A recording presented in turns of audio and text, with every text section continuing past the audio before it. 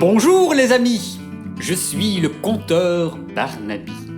Et laissez-moi vous raconter l'une des mystérieuses légendes de... Cette idée fantastique, peuplée de chants, heureux et sympathique. La connais-tu? Elle est pleine d'aventures, au beau milieu d'une charmante nature. Vous y verrez un brigadier, des hirondelles, des trafiquants de béchamel. Cette idée fantastique, peuplée de chants, heureux et sympathique.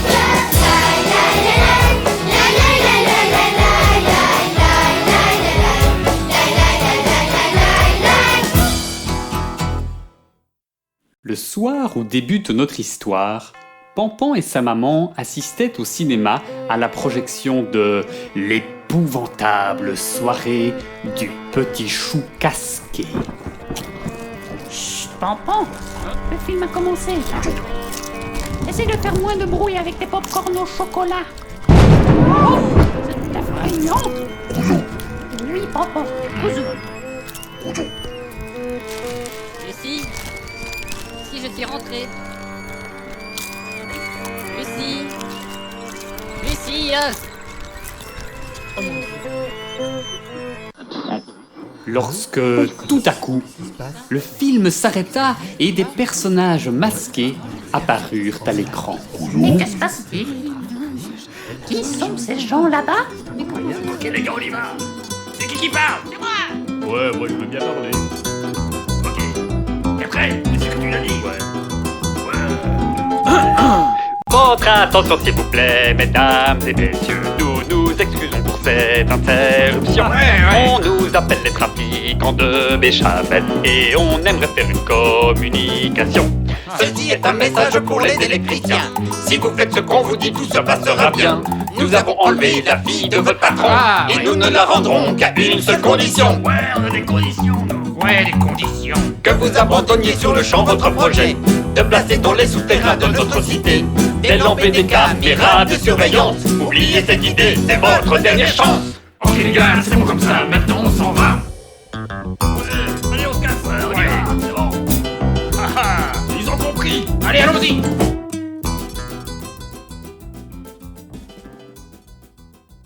Il faut dire qu'à cette époque, la clique des électriciens, dont le quartier général était établi au cinéma, possédait le monopole des équipements modernes de la cité, ainsi que les parkings souterrains de Louvain-la-Neuve.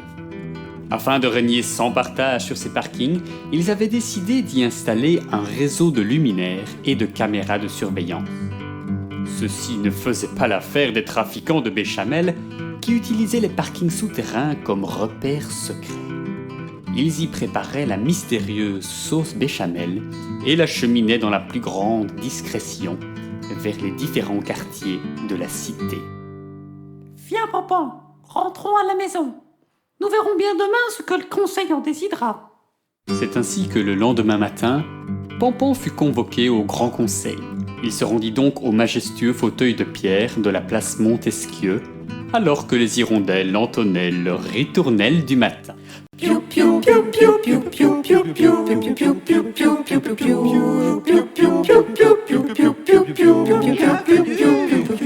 citadins, à ce grand conseil extraordinaire, nous vous avons conviés afin de débattre de ces événements tragiques qui secouent la ville depuis hier soir.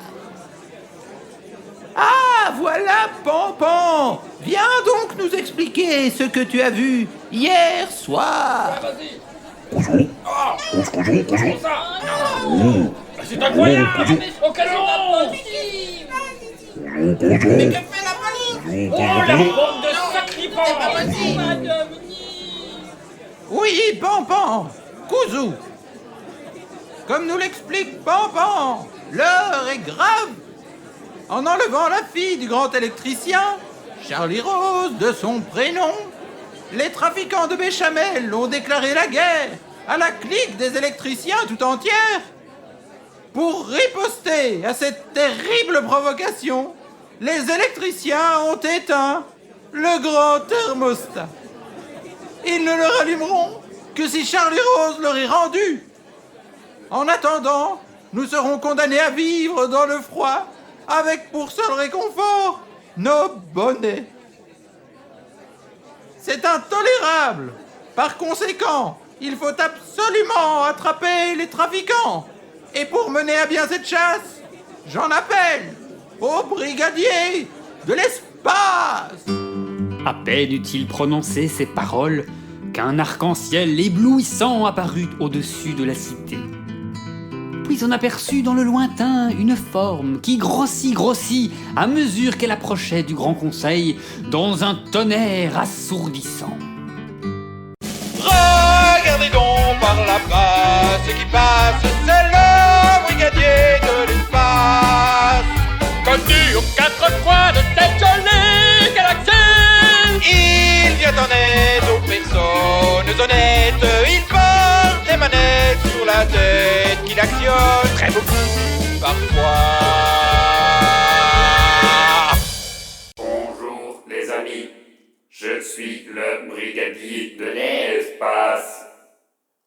Je veux bien vous aider et mener l'enquête.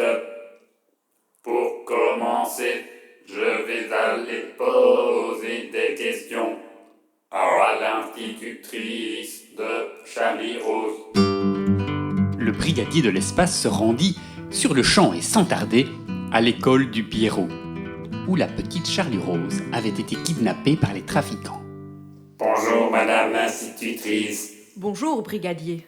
Mes turbo-analyseurs à ondes sensorielles ont rapporté que Charlie Rose fut enlevé durant sa leçon de calcul. Pouvez-vous me raconter comment cela s'est passé? Eh bien, nous étions en classe lorsque nous entendîmes... En avant trafiquant, enlevons ces enfants, c'est pour la bonne cause kidnappons Charlie Rose. En avant trafiquant, enlevons ces enfants pour que nos écoles soient pleines de béchamel. Et je leur ai dit, approchez si vous l'osez, jamais vous ne l'aurez. Inutile de résister ou vous le regretterez. Vous lui ferez du mal. Non, on sera amical, l'aura des caramels et même de la béchamel. Alors Charlie Rose s'écria, oui je viendrai, mais promettez qu'il n'y aura pas de blessés. Promettez-nous que vous vous occuperez bien d'elle. C'est juré craché au nom de la sauce béchamel. Nous n'avons pas le choix. En effet, c'est comme ça. À l'appel qu'on en cause, on vous prend Charlie Rose. Oui je viendrai, emmenez-moi où pour vous semblera. En avant trafiquant, enlevons cet enfant, c'est pour la bonne cause kidnappons Charlie Rose. En avant trafiquant, enlevons cet enfant pour que nos écoles soient pleines de béchamel. Miam. Merci pour ces informations. Ainsi, les trafiquants ont promis à Charlie Rose des caramels et de la béchamel pour qu'elle accepte de les suivre. Ils possèdent certainement moult marmites de béchamel dans leur repère secret, mais ils vont également devoir trouver le moyen d'acheter des caramels. Et je connais le seul endroit où l'on peut s'en procurer. Le brigadier traversa donc la ville jusqu'à l'épicerie de la Place Verte. En chemin, il croisa de nombreuses personnes portant de gros bonnets et de chauds manteaux, car depuis que le grand thermostat avait été éteint, le froid s'installait peu à peu dans la cité. Lorsqu'il entra dans l'épicerie, il aperçut Léon, qui faisait des courses pour sa douce et tendre compagne, Valérie, qui était également très friande de caramel mou. Mais une bien mauvaise surprise l'attendait. Je dois acheter des tomates, du sel et une cravate. Oh oh. Et Valérie veut des gants, ainsi qu'une brosse à dents. Oh oh. Ah, le rayon de savon, j'ai besoin d'un flacon. Oh oh. Tiens, achetons du chocolat, Valérie aime ça. Oh oh. Mais par-dessus tout, ne pas oublier le caramel mou de Manusidé. Mais par-dessus tout, ne pas oublier le caramel mou de Manusidé. Je dois acheter des pizzas, des fraises et du soda. Oh oh. Mais où donc sont les bonbons? Peut-être dans ce rayon. Oh oh. Si je retourne chez nous sans caramel du tout. T'es foutu. Que vais-je pouvoir trouver pour me faire pardonner? Car par-dessus tout, je dois ramener du caramel mou à ma dessinée. Car par-dessus tout, je dois ramener du caramel mou à ma dessinée. Bonjour Léon, comment vas-tu? Bof, je suis dans l'embarras Et pourquoi donc? à cause de quelques gars. Oh là là, tout ça m'a l'air bien triste. Qui sont passés par ici. Et l'épicier m'a dit: Ouais, désolé mon gars, mais y a toute une bande de types qui sont passés tout à l'heure. qu'ils ont acheté des tonnes de volants, de badminton, Tout le stock vieux, ils ont pris tout le stock de volants. mais aussi par-dessus tout, tous les caramels mous. Eh ouais, tous les caramels sont partis, tous. Tiens donc, tous les caramels dis-tu? Cela ne peut être que les trafiquants de béchamel. Et s'ils ont également acheté des volants de badminton, ils se sont certainement rendus au centre sportif. Veux-tu m'y accompagner? Ouais, c'est pas une bête idée, je vais t'accompagner. D'accord. Pour l'amour de Valérie, je donnerai ma vie. Concept intéressant. Viens, poursuivons ces gars-là, puis on les ligotera. Ton plan est ingénieux, Et tous les caramels mous seront enfin à nous.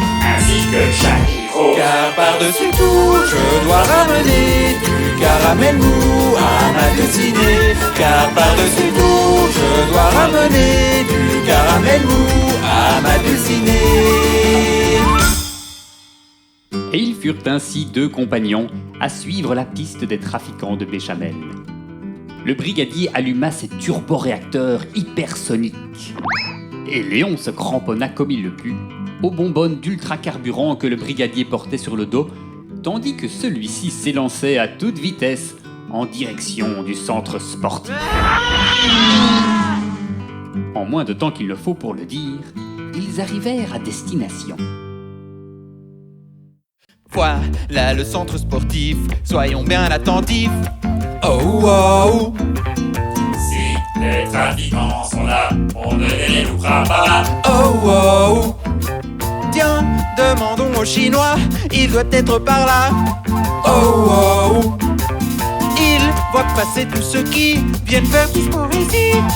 Oh oh. Car par-dessus tout, je dois ramener du caramel mou à ma dessinée. Car par-dessus tout, nous devons trouver des trafiquants de béchamel pour libérer Charlie-Rose. Bienvenue, vénérable visiteur. Que puis-je faire pour votre bonheur? Nous cherchons les trafiquants de béchamel. Oui, j'ai vu les trafiquants de béchamel. Ils jouent au badminton contre les hirondelles. Le froid était trop pénible pour elles. Elles ont décidé de les provoquer en duel. La petite Charlie Rose est l'enjeu de ce tournoi. La récupérera celui qui l'emportera. Vous voulez dire que les hirondelles avaient trop froid et qu'elles ont défié les trafiquants au badminton dans l'espoir de récupérer Charlie-Rose pour la rendre aux électriciens afin qu'ils rallument le grand thermostat. Oui,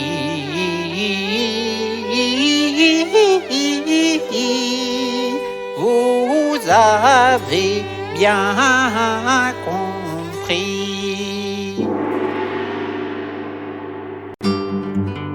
Les deux enquêteurs laissèrent cet étrange personnage et s'enfuirent derechef en direction du terrain de badminton. Le duel entre les hirondelles et les trafiquants de béchamel avait attiré une foule de supporters déchaînés.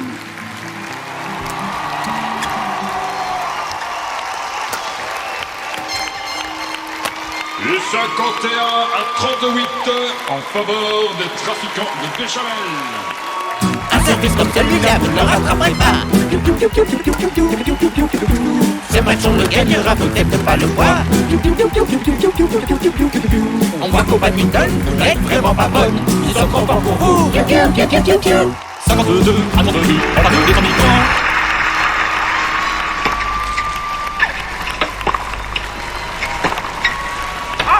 « 53 à 38, victoire indiscutable des trafiquants de béchamel. Catastrophe. Ne les laissons pas s'échapper. » Les trafiquants s'enfuirent avec Charlie Rose.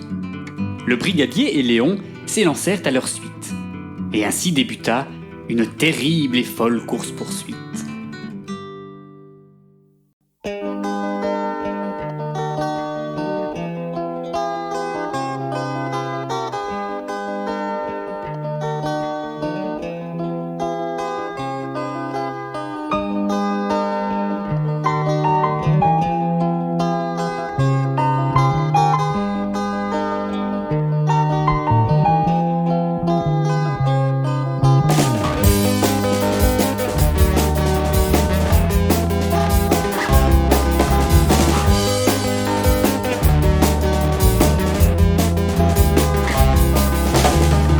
C'était dément de voir les trafiquants filer, courant, sautant, pour échapper au brigadier. Le brigadier fonçait sur sa turbo-fusée, actionnant ses manettes pour tenter de les attraper. Mais les trafiquants étaient vifs comme l'éclair, sautant à gauche, à droite, escaladant murets et gouttières.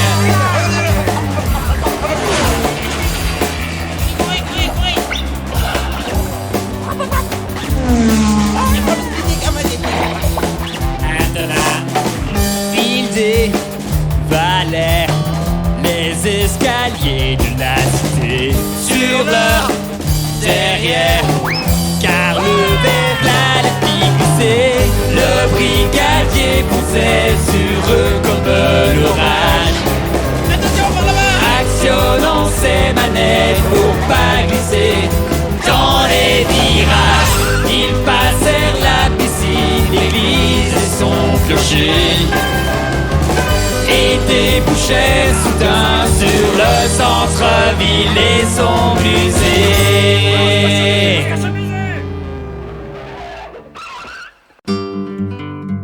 Les trafiquants se faufilèrent à l'intérieur du musée.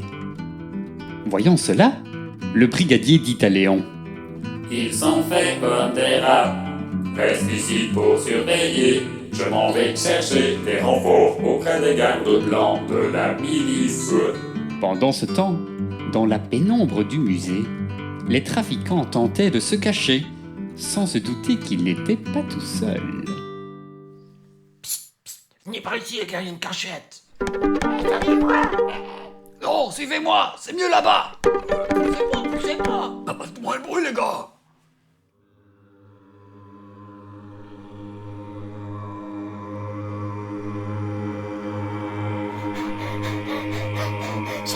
Chef, des intrus ont pénétré dans le musée. Des intrus? C'est impardonnable. Levez-vous, mes braves Arumbaya. Nous allons leur montrer que personne ne peut entrer ici impunément. Nous allons leur faire goûter au kourou de Tinku Nakama et ses guerriers Arumbaya.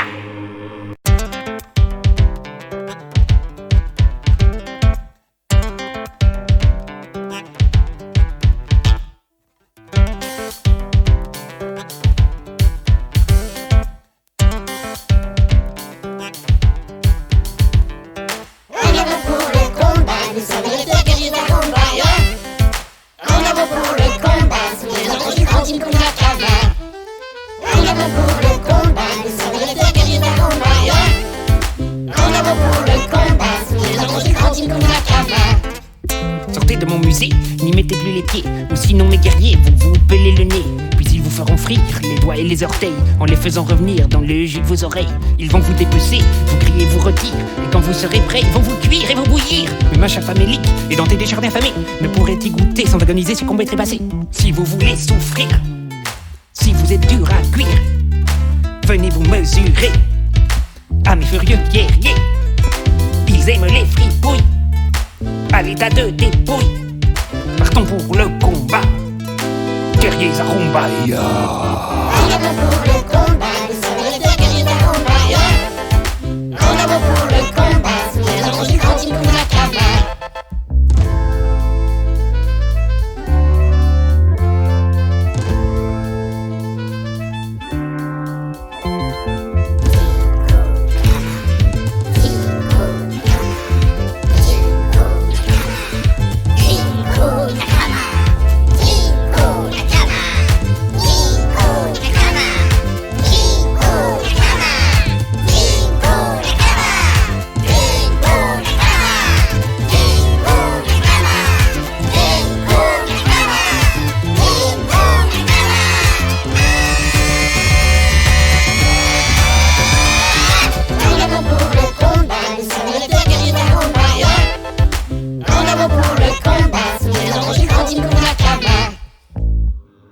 Par le pouvoir du dodécaèdre et des 4 arômes mystiques, par Histolifus, Razorback et Nanabozor, tremblez impie, subissez la colère du totem sacré et des forces telluriques de la terre.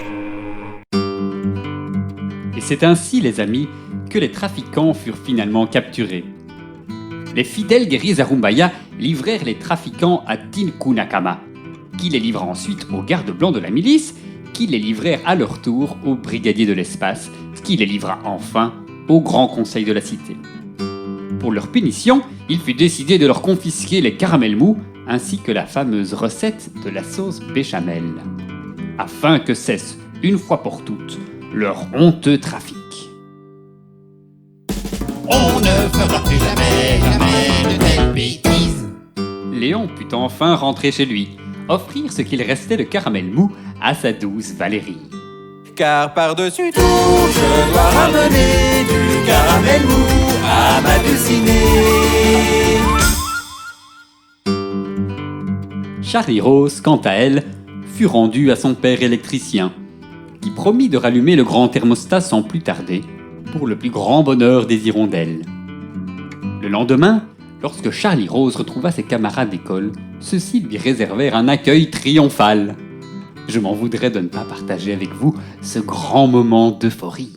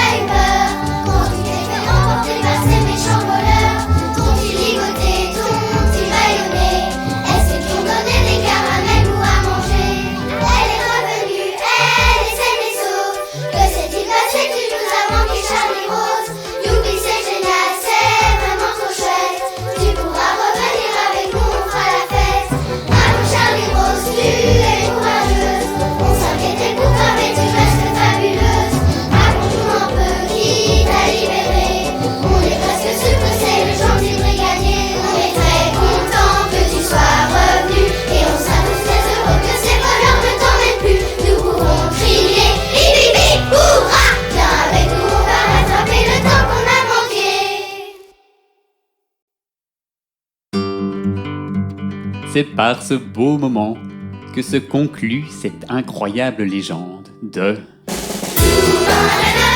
Cette cité fantastique, peuplée de gens heureux et sympathiques.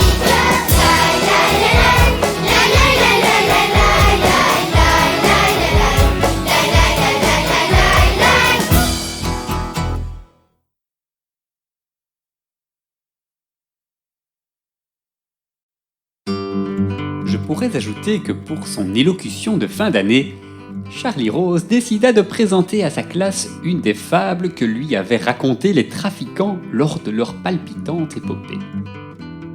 Fort soucieuse des droits d'auteur, Charlie Rose avait pris soin d'en changer subtilement les paroles.